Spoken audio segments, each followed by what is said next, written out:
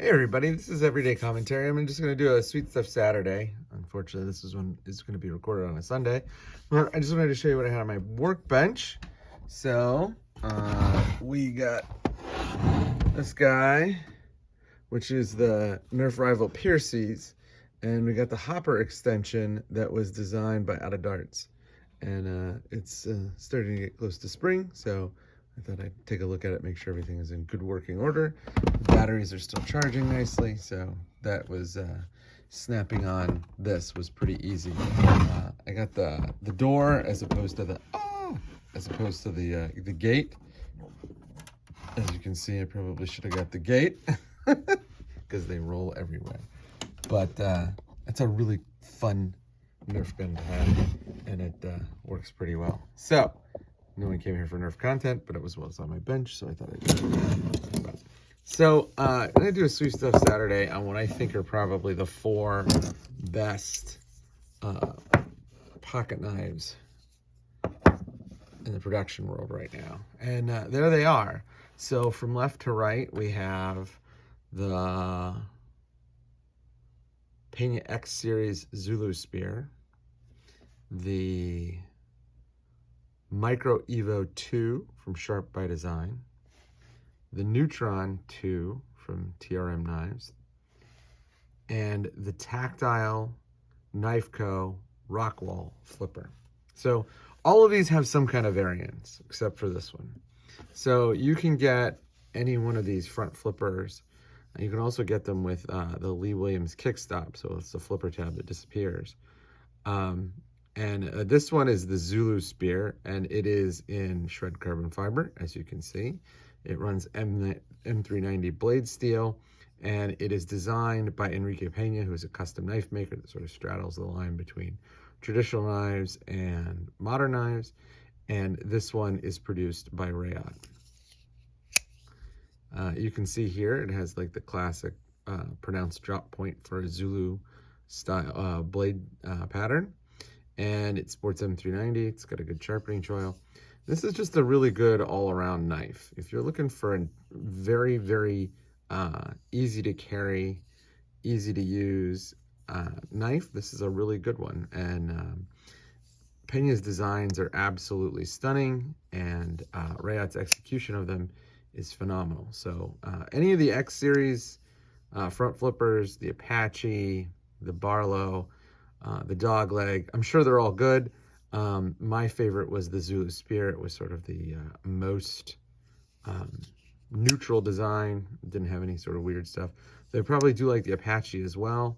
I don't really like the flipper tab, the Lee Williams kickstop flipper tab.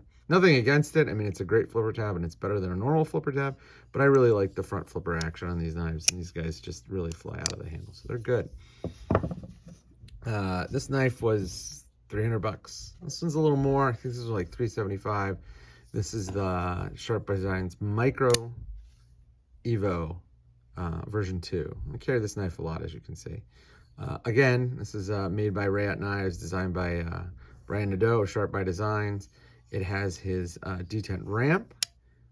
And you can see it right there instead of a detent ball. And the end result is what I still think is the best flipper available in the production world. Really, really great flipper.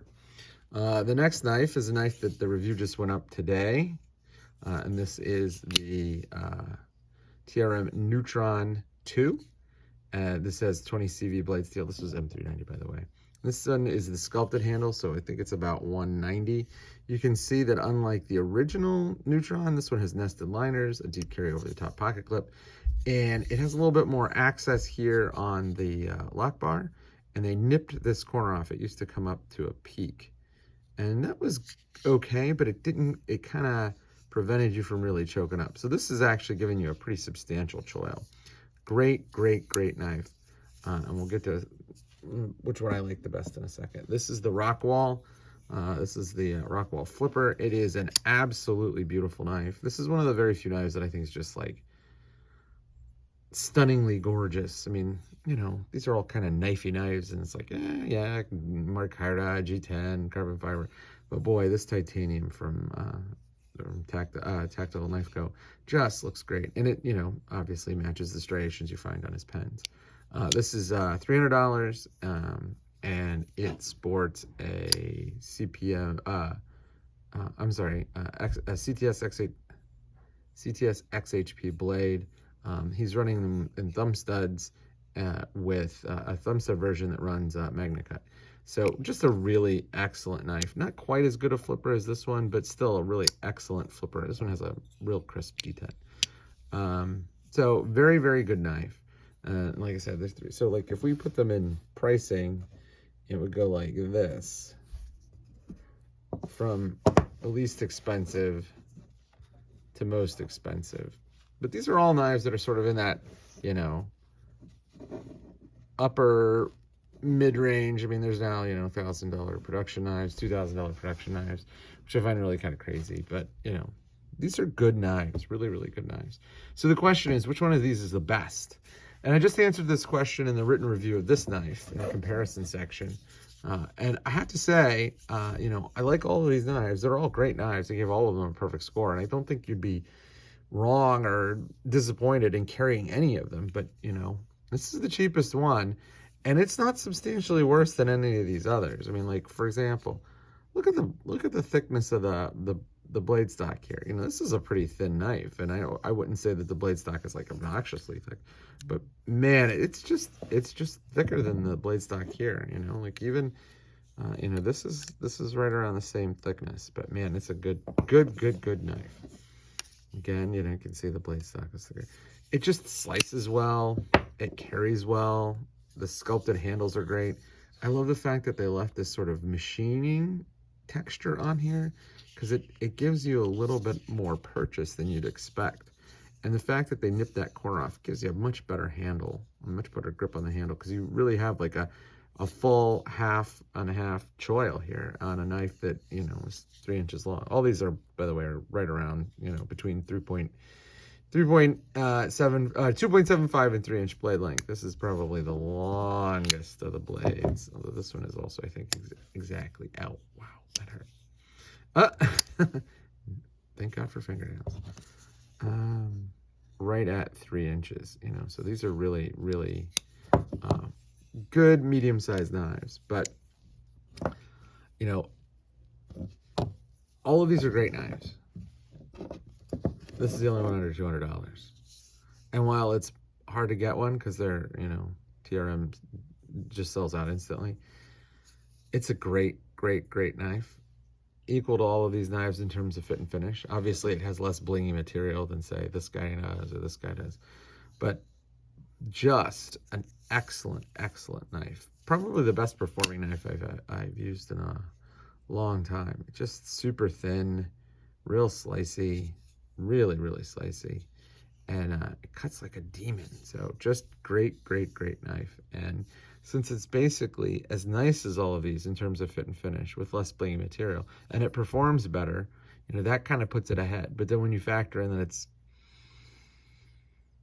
about $100 less or $110 less than the next most expensive knife in this group, it's not much of a contest.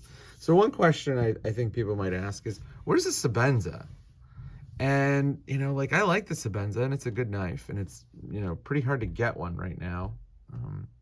But at the end of the day, it's $375, and it doesn't do anything better than any of these knives, right? Like, this is a better opening knife. This is a better looking knife. And this are better cutting knives. Obviously I don't know, I can't speak to like long-term durability, because I think this one is the oldest, and I've had it for 3 or 4 years, but it's held up nicely. And I feel like the Sebenza design is a classic, but I'm not sure if it's as good as it used to be. Like, design keeps evolving and things keep getting better, and the Sebenza kind of stays the same. And like, they do make minor tweaks, like they now have like a ceramic lock bar interface and all that kind of stuff, but they're not really fundamentally changing the things that matter, namely the cutting performance or the grind. And like, I'd love to see them pocket out the titanium, make that knife they could get that knife down to like 1.5 ounces. That would be really remarkable. The clip is okay, but it's not a great clip. It's certainly not better than the clip on this knife, or the clip on this knife, or the clip on this knife. This clip is a little more idiosyncratic, and I wouldn't say it's worse, but it's definitely an acquired taste, like coffee. So there's my pitch for the 4 best production knives on the market right now, and I think this one is the winner because it's the cheapest, and it's just as nicely made, and it cuts like crazy.